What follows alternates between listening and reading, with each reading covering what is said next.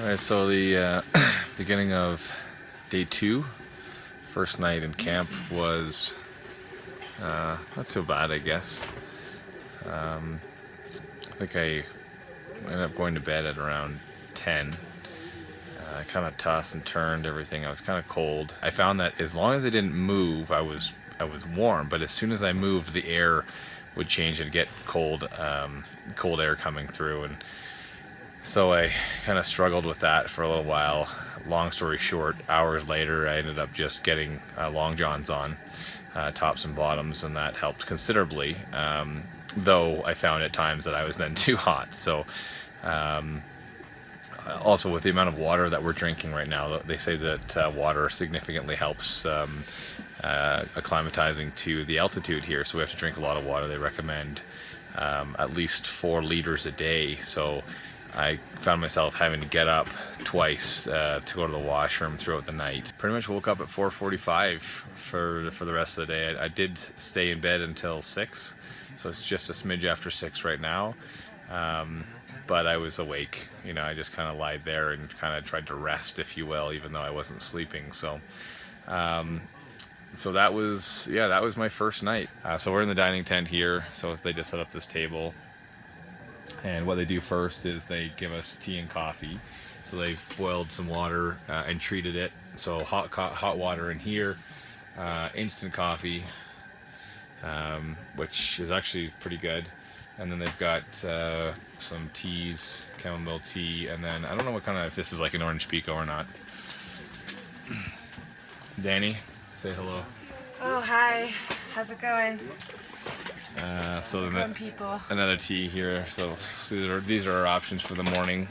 So what time did they say breakfast was? 7:30? 6:30 is coffee. I don't remember what time. Yeah, I think anyway. So they said, so it was 6:30, whatever, coffee and tea to get up while they make breakfast. And they said it's going to be omelets and like all that kind of stuff. So they really are going to be, you know, putting it all out for us, which is great. The food's been pretty good.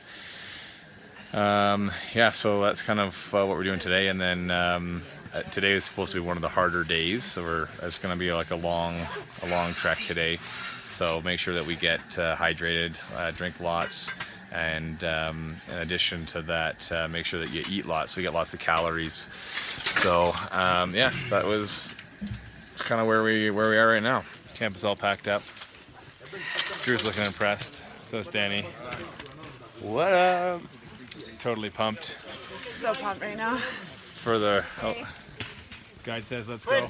We've been ready for hours. Time to go. Breakfast was good. Making sure that we don't forget anything. I think we have 8 hours today, 6 of which will be hiking. So hopefully this goes really well.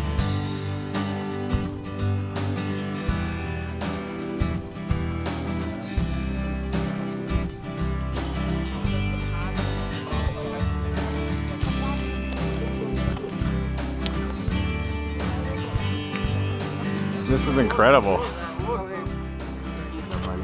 Hello. 9,560 feet in the air. The landscape is incredible. And steep. And steep. The trails. You don't realize how steep it is on the video, but it's pretty. Yeah. It's pretty huffy and puffy and vertical. Oh my God, I look like I should be living in a mountain somewhere off the grid. You know what? I have to say that this is just an incredible journey. I love the, you know, the technical aspect of this climb. Before, we had a lot of like groomed trails, but as we came out of that, the forest where it was relatively, well, kind of flat, I guess, rolly, and getting into the climbs, it just, I don't know, another layer of the adventure, which is really neat. And we're all loving this.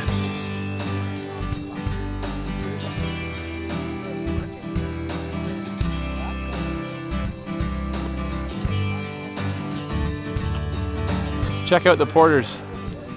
Oh wow. Can you see them moving like little ants? Wait, you might not be able to see because here. Oh, you can? Okay. That's awesome. That's crazy. Here, Porter on left. On the left. 2, 3, 4 of them.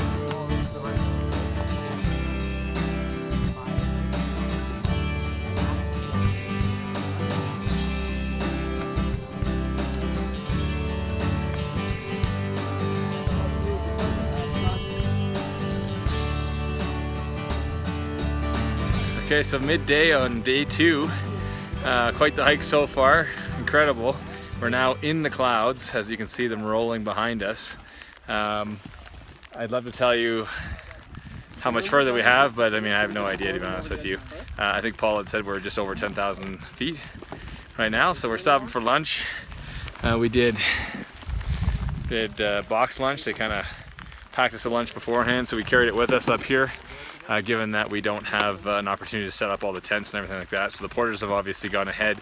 They're setting up camp ahead of us, and when we get there for dinner, everything will be nice and ready.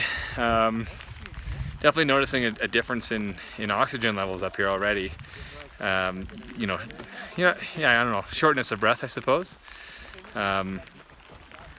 Obviously we're going uphill, so you're exerting yourself as it is, but it seems like, I don't know, is it a head game? I'm not sure, right? Like, I guess I'm assuming that it's the oxygen levels are slowly decreasing and we're just getting used to it, but it could just be that we're getting tired.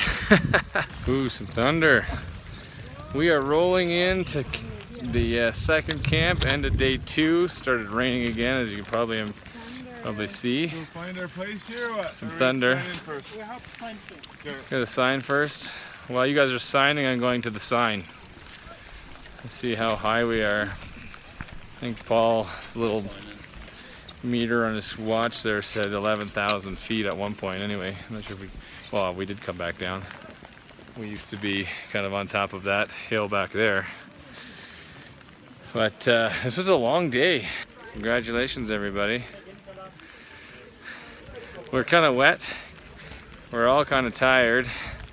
Here's our camp all set up behind us. Wasn't that nice of them to run ahead and get all that set up for us? I think so. And then again, you got a bunch of other crews with us as well. So here's our crew rolling in. Every time we get to a new camp, we got to sign in. I guess maybe to make sure that we got there and we didn't just peel off somewhere. I'm not sure, but I guess not necessarily a bad thing. The rain has stopped. The clouds have cleared, and this is our first view of the peak of Kilimanjaro where we're headed. So here's our camp, and I gotta say, it looks way better in person, that's for sure.